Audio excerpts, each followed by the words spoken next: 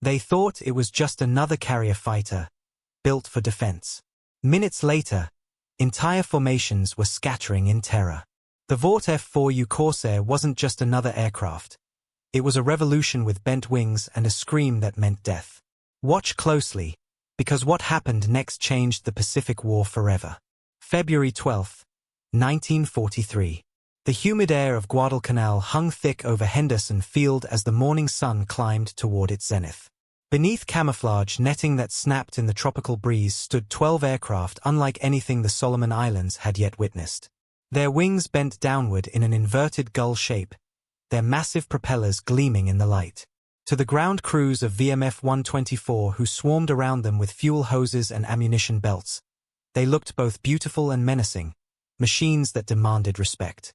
Major William Gies stood beside the lead Corsair, watching his pilots check their straps and settle into cockpits. These men had barely 25 flight hours in the new fighter. The Navy had deemed it too dangerous for carrier operations, its long nose and poor visibility making deck landings a nightmare. So the Marines got them instead, land-based, raw, untested. Most of the squadron had been flying Wildcats just weeks before, stubby little fighters that could barely keep up with a Zero in a dive. Now they sat atop 2,000 horsepower of Pratt & Whitney Fury, armed with 650 caliber machine guns that could tear an enemy aircraft to ribbons in seconds. The mission that day was simple enough. Escort a PBY Catalina north to Vella La Vella to rescue 2 downed pilots. Nothing glamorous. Just a milk run to break in the new birds. As the Corsairs roared down the steel matting runway and clawed into the sky, their engines producing a distinctive howl that echoed across the island, no one could have guessed they were witnessing the beginning of Japan's aerial nightmare. 2 days later, that nightmare became real. 12 Corsairs from VMF 124 joined Army P-38s and P-40s to escort Navy PB-4Y Liberators on a bombing run against the Japanese airfield at Kahili on Bougainville.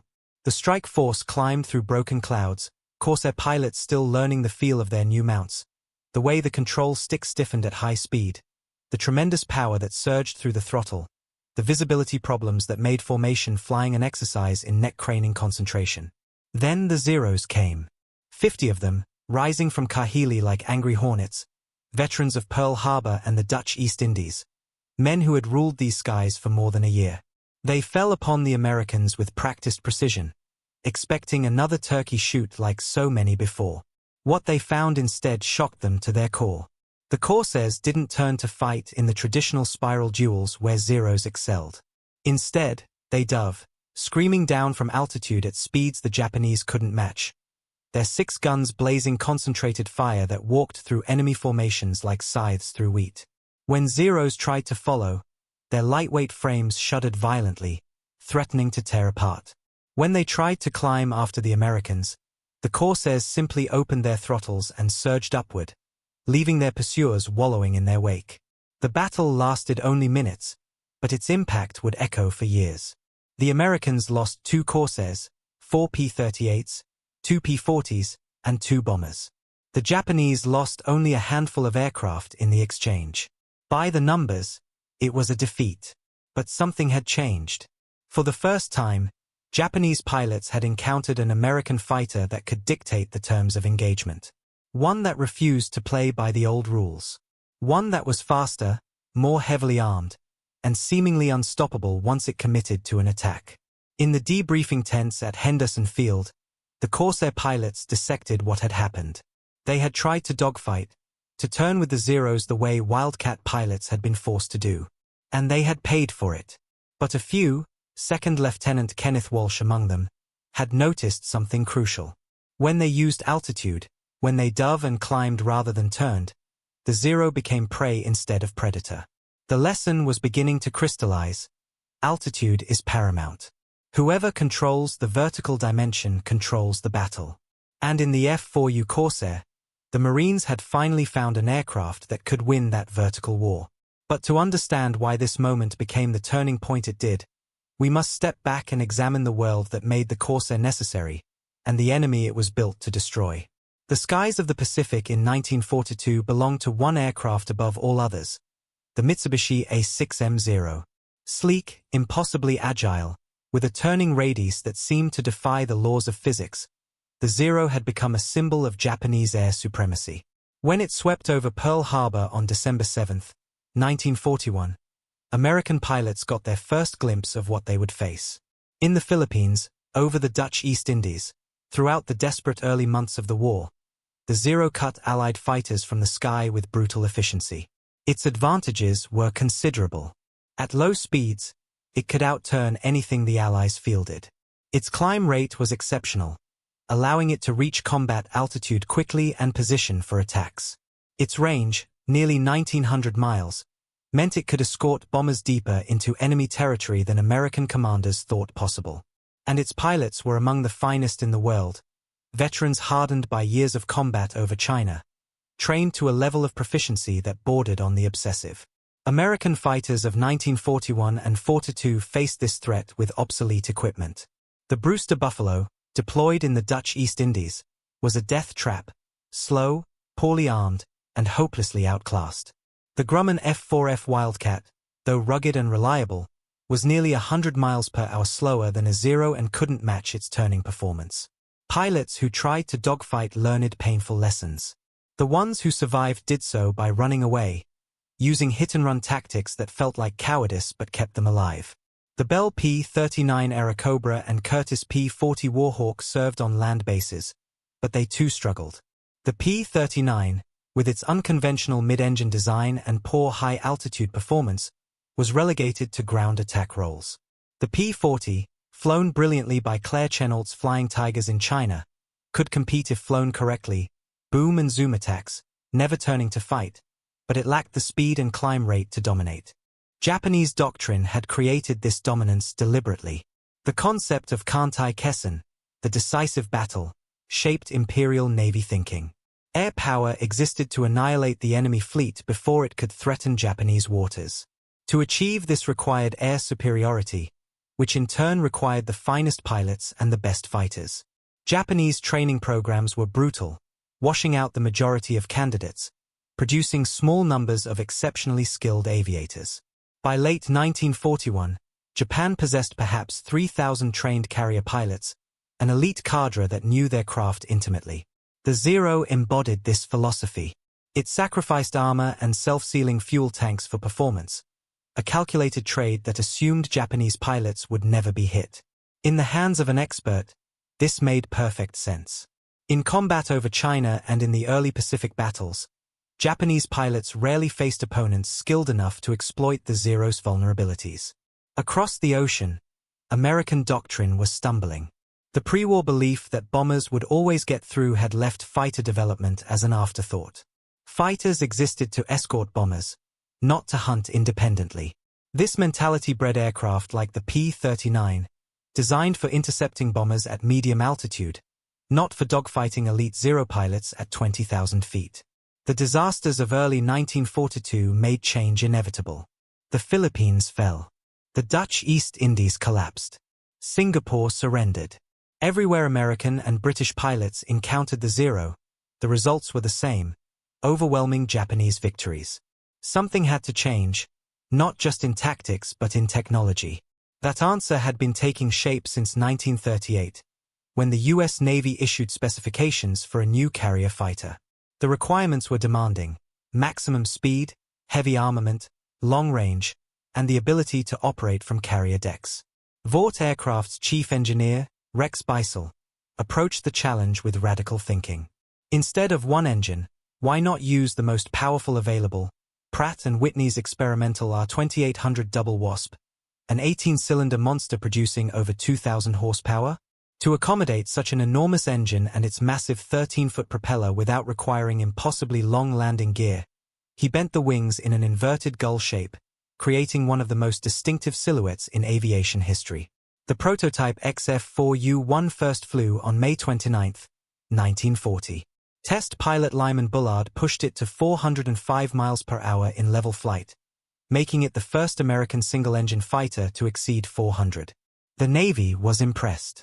Here was an aircraft with the speed to catch anything Japan could field, the firepower to destroy it, and the range to escort strikes deep into enemy territory. But the Corsair had problems. Serious ones. The long nose created abysmal forward visibility during takeoff and landing. The aircraft bounced dangerously when touching down on carrier decks, a phenomenon caused by the oleo struts in the landing gear. The stall characteristics were vicious, with little warning before the wing dropped and the aircraft snapped into a spin. Pilots who survived carrier qualification trials reported that landing the beast was like riding a bucking bronco onto a postage stamp. In April of 1943, the Navy made a decision that would define the Corsair's early war. It wasn't ready for carriers. The Grumman F-6F Hellcat, slower but far easier to land, would become the Navy's primary carrier fighter. The Corsairs would go to the Marines, operating from land bases where visibility problems mattered less and bounced landings meant bruised egos rather than broken necks. The Marines didn't complain. They needed every advantage they could get. After months of flying Wildcats in desperate defensive battles, the prospect of a fighter that could actually outrun and outclimb the Zero seemed almost too good to be true.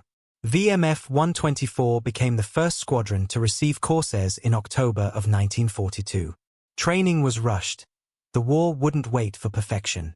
Pilots learned to manage the massive torque that tried to roll the aircraft left on takeoff, to respect the stall that could kill the unwary, to trust the incredible speed and firepower that their new mount provided. By December, they were declared operational, despite having logged an average of only 25 hours in type. It was a gamble, sending men into combat with barely enough time to learn the basics. In February of 1943, VMF 124 deployed to Guadalcanal. The island had been secured months earlier, but the Solomons campaign still raged. Japanese bombers struck from Rabaul daily, escorted by Zeros that still commanded respect. The arrival of the Corsairs was noted with interest but not celebration. Everyone had seen new aircraft before. What mattered was how they performed when the shooting started. On February 14th, that question was answered. The Valentine's Day mission to Kahili was later called a massacre, but not because of what happened to the Americans. Yes, the losses were painful. Yes, the Corsair pilots made mistakes, trying to turn fight when they should have used speed and altitude. But the Japanese had been forced to commit 50 fighters to stop a relatively small strike, and even then, the bombers got through. More importantly, the Corsair pilots who survived learned lessons that would reshape Pacific aerial combat. Kenneth Walsh was one of them. A quiet, methodical pilot from Brooklyn, he watched the battle unfold and drew conclusions that would make him an ace. The Corsair's advantages were clear: speed, firepower, durability. Its disadvantage was equally obvious. Trying to turn with a Zero was suicide. But if you stayed fast, if you used the vertical dimension, if you climbed high and dove hard and never slowed down enough for the Zero to get a bead on you, then you became untouchable. Over the following weeks, VMF 124 refined these tactics. Other squadrons arrived with Corsairs and shared lessons. By April, when Kenneth Walsh scored his first victory, the formula had crystallized. Climb to altitude. Scout for targets. Dive through the enemy formation with guns blazing. Zoom back to altitude before anyone can react. Repeat. On May 13, 1943, Walsh became the first Corsair ace, shooting down 3 Zeros in a single mission. His total reached 6 confirmed victories. The transformation was complete. The aircraft that had looked ungainly on Guadalcanal's ramps was proving itself in the crucible where it mattered most: air-to-air combat against the world's finest fighter pilots. The Japanese were beginning to notice. After-action reports from Rabaul mentioned the new American fighter with increasing frequency. Its speed made interception difficult. Its heavy armament meant that even a short burst could be fatal. And its pilots were learning, adapting tactics specifically designed to negate the Zero strengths while exploiting its weaknesses. By the summer of 1943, the balance in the Solomons was shifting. The Marines now had a weapon that could compete on equal or better terms. They had pilots who understood how to use it. And they had a doctrine that turned the horizontal battlefield of traditional dogfighting into a vertical killing ground where American advantages in speed, power, and firepower reigned supreme. The Corsair had arrived. And for the Japanese Zero pilots who had ruled the Pacific skies since Pearl Harbor, the reign was ending. The Corsair was not just a machine. It was a doctrine, a way of fighting that took months to perfect and demanded discipline that went against every pilot's instincts. Throughout the spring and summer of 1943, the Marines flying out of Guadalcanal, Munda, and Vella La Vella learned this lesson mission by mission, sometimes death by death. The key was altitude. Always altitude. The Corsair could climb to 25,000 feet faster than a Zero could reach 20,000. At that height, the American pilots owned the sky. They would circle above Japanese formations, invisible against the sun, waiting for the perfect moment.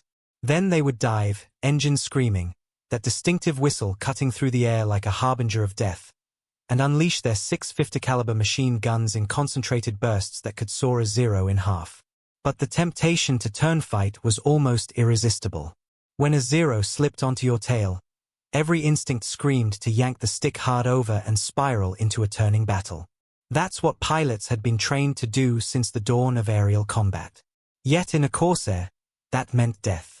The Zero could outturn anything in the sky. What it couldn't do was follow a Corsair in a high-speed dive or catch one in a climb. Kenneth Walsh understood this better than most. On April 1, 1943, he achieved his first victories by refusing to engage on the enemy's terms. Leading a patrol over the Russell Islands, he spotted a formation of Zeros escorting dive bombers. Rather than charging in at their altitude, Walsh climbed another 2,000 feet, positioned himself between the Japanese and the sun, and then plunged downward in a nearly vertical dive. His first burst tore through a Zero's engine cowling. The pilot never saw what hit him. Walsh's second target tried to turn away but couldn't match the Corsair's speed. The third attempted to dive with him and lost control, his aircraft shaking violently before the wings folded back and tore away. Walsh zoomed back to altitude before the remaining Zeros could react. They climbed after him, but by the time they reached his altitude, he had positioned himself for another attack. This was the new reality of Pacific air combat, a three-dimensional chess game where altitude and energy trumped agility. By May 13th, Walsh had become the first Corsair ace, with 6 confirmed victories. His success wasn't built on dogfighting prowess or fancy aerobatics. It was built on patience, positioning, and the willingness to run away when necessary. Other pilots who ignored these principles paid with their lives. The Corsair could absorb tremendous punishment. Its radial engine and armored cockpit could take hits that would down a Zero, but it couldn't survive the sustained fire that came from getting locked into a turning battle. As spring turned to summer, more Corsair squadrons arrived in the Solomons. Each brought new pilots who had to learn the same hard lessons. The Valentine's Day mission had shown what happened when Corsairs tried to fight like wildcats. Now the doctrine was crystallizing: altitude, speed, discipline. Never slow down. Never turn with a Zero. Hit hard and climb away. The Japanese were noticing. Captured documents and radio intercepts revealed a growing respect and fear of the bent-wing fighter. Japanese pilots began referring to it as whistling death, a name inspired by the distinctive sound the Corsair made during high-speed dives. The whistle came from air rushing through the engine cooling vents and oil cooler intakes, a sound that grew louder and more menacing as the aircraft accelerated. For Japanese troops on the ground and pilots in the air, that whistle became a psychological weapon as terrifying as the guns that followed. Reports from Japanese squadrons showed a shift in tactics. Orders were issued to avoid engaging Corsairs at high altitude. Pilots were instructed to lure American fighters down to lower altitudes where the Zero's superior maneuverability could be exploited. When that didn't work, they were told to attack only when numerical superiority was overwhelming. Some reports spoke of formations breaking off entirely when Corsairs appeared above them, a retreat that would have been unthinkable just months earlier. This transformation reached its apex in August of 1943, when a 31-year-old former Flying Tiger named Gregory Boyington took command of a newly formed squadron, VMF 214, soon to be known as the Black Sheep. Boyington was everything the Marine Corps typically wasn't. Older than his pilots by a decade, he was a brawler, a drinker, a man who seemed to operate on the edge of insubordination. He had flown with Claire Chennault's American Volunteer Group in China, scoring 6 victories before the unit was dissolved. Now, back in the Marines with the rank of major, he was given a squadron of misfits, pilots who had been left behind when their original units rotated home, replacements waiting for assignment, men with disciplinary issues or bad reputations. They were, as one pilot put it, the dregs of marine aviation. Boyington called them his black sheep. What Boyington brought to VMF 214 was not just combat experience but an aggressive philosophy that married perfectly with the Corsair's capabilities. He understood that the aircraft's strengths, speed, firepower, climb rate, could be maximized by aggressive, relentless attacks. The key was to never give the enemy a moment to breathe, to hit them again and again until their formations shattered and their will broke. VMF 214 flew its first combat mission on September 14, 1943, escorting bombers to Kahili on Bougainville. They encountered no enemy aircraft that day, but the mission set the pattern. Boyington's tactics emphasized maintaining altitude advantage and attacking in coordinated waves. When Japanese fighters rose to meet them, the Corsairs would dive through the formation in sections, each pilot selecting a target, firing a concentrated burst, and then climbing away to reset for another pass. On October 17, Boyington demonstrated the audacity that would make him legendary. Leading 24 Corsairs, he swept over Kahili airfield where intelligence reported 60 Japanese fighters were based. Rather than waiting for the Japanese to come up, Boyington circled the field at low altitude, taunting the enemy to launch. The Japanese took the bait. 50 fighters scrambled into the air, expecting to overwhelm the American formation with sheer numbers. What followed was a masterclass in energy tactics. The Corsairs had the altitude advantage and used it ruthlessly. They dove through the climbing Japanese formations, scattering them before they could organize. Boyington personally shot down 2 Zeros in the opening passes. His wingmen claimed 3 more. The Japanese, climbing desperately to reach the Americans, found themselves targets in a shooting gallery. By the time the battle ended, 20 Japanese aircraft had been destroyed. VMF 214 returned to base without a single loss. The psychological impact of that victory rippled through both sides. For the Marines, it proved that aggressive tactics and superior equipment could overcome numerical disadvantage. For the Japanese, it was another demonstration that the old rules no longer applied. The Zero's dominance was ending, not because Japanese pilots had become less skilled, but because the Americans had found a way to fight that negated the Zero's advantages entirely. Boyington's personal tally climbed rapidly. By December, he had 21 confirmed victories, second only to Eddie Rickenbacker's World War I record of 26. The press began following his exploits, and VMF 214 became famous. In a publicity stunt, the squadron offered to shoot down a Japanese aircraft for every baseball cap sent to them by major league players. The St. Louis Cardinals sent 20 caps. The Black Sheep returned 20 kill confirmations. But the cost was mounting. VMF 214's first combat tour lasted 6 weeks, during which they lost nearly 40% of their pilots. Some were shot down by Japanese fighters. Others fell to anti-aircraft fire during ground attack missions. A few simply disappeared over the ocean, their fate unknown. The intensity of the fighting was brutal. Missions came daily, sometimes twice a day. Pilots flew until they couldn't stay awake in the cockpit, then flew again the next morning. Kenneth Walsh, now a first lieutenant with VMF 124, experienced this intensity firsthand on August 15th and 30th. On the 15th, while providing combat air patrol over Vella La Vella, Walsh's division of 4 Corsairs encountered more than 30 Japanese aircraft, Zeros and Val dive bombers, attempting to attack American landing forces. Outnumbered 6-1, Walsh led repeated dives into the enemy formation. His first pass destroyed a Val that was lining up for a bombing run. His second shredded another Val's wing, sending it tumbling into the sea. A Zero latched onto his tail, its 20mm cannon shells punching through his starboard wing and rupturing the fuel tank. Walsh threw his Corsair into violent evasive maneuvers, pulling negative GS that sent loose equipment floating around the cockpit, then positive GS that pinned him to his seat. He dove into a cloud bank, his gyroscopic instruments tumbling from the sudden change in orientation. Emerging from the cloud inverted and diving at 45 degrees toward the jungle-covered volcano of Kolombangara, Walsh fought vertigo and pulled back on the stick with all his strength. The Corsair shuddered, its airframe groaning under the stress, but it held together.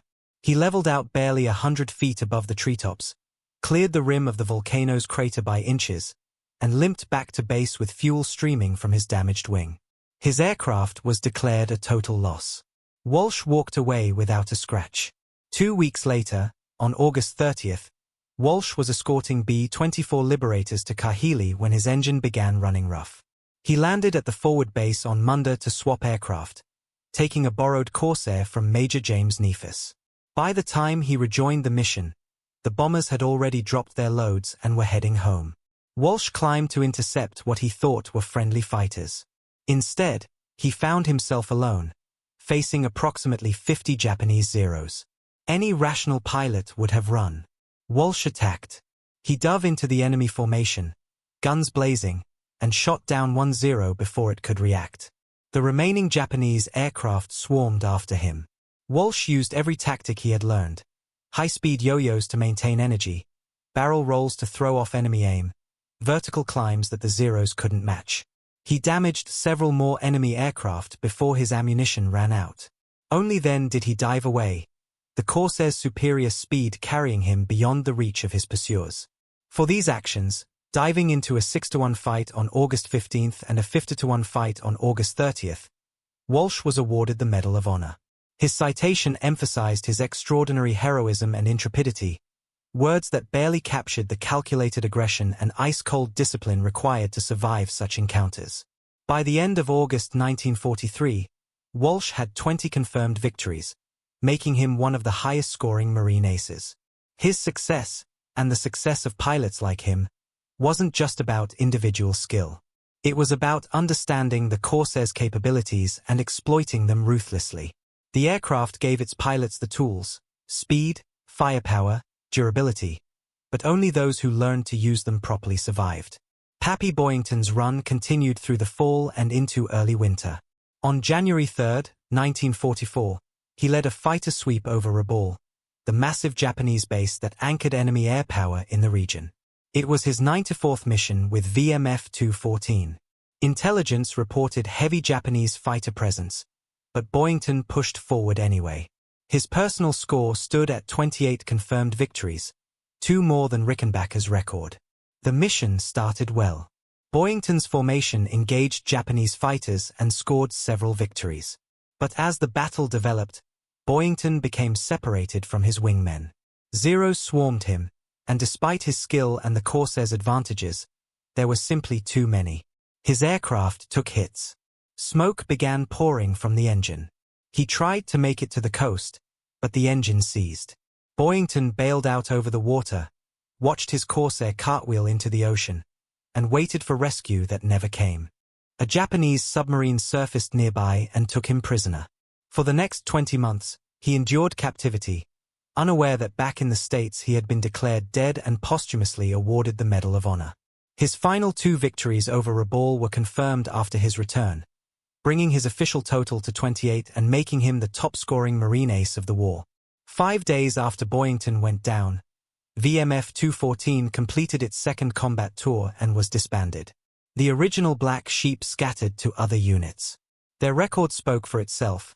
In 84 days of combat, they had destroyed or damaged over 200 Japanese aircraft, produced 9 aces, and earned a presidential unit citation. Their tactics, aggressive, unrelenting, built around the Corsair's strengths, had become the standard for Marine fighter operations. The impact extended beyond individual squadrons.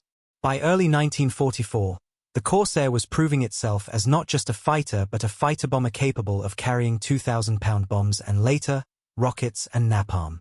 Its rugged construction allowed it to absorb ground fire that would down lighter aircraft. Missions that once seemed suicidal, low-level attacks on heavily defended targets, became routine for Corsair squadrons who trusted their aircraft's ability to bring them home. But the true measure of the Corsair's impact was visible in Japanese responses. Captured intelligence documents from late 1943 and early 1944 revealed a dramatic shift in Japanese fighter tactics. Orders instructed pilots to avoid combat with Corsairs whenever possible.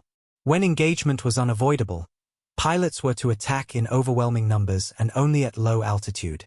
Solo Corsairs were to be reported but not engaged unless the tactical situation was overwhelmingly favorable. This was a stunning reversal.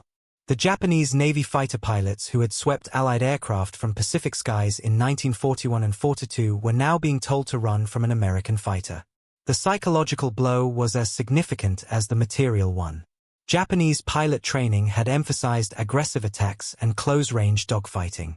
Now they were being ordered to adopt defensive, cautious tactics that contradicted everything they had been taught. The reasons were clear. By late 1943, Japan was losing its most experienced pilots faster than replacements could be trained. The veterans who had survived Pearl Harbor, the Philippines, and the Dutch East Indies were dwindling.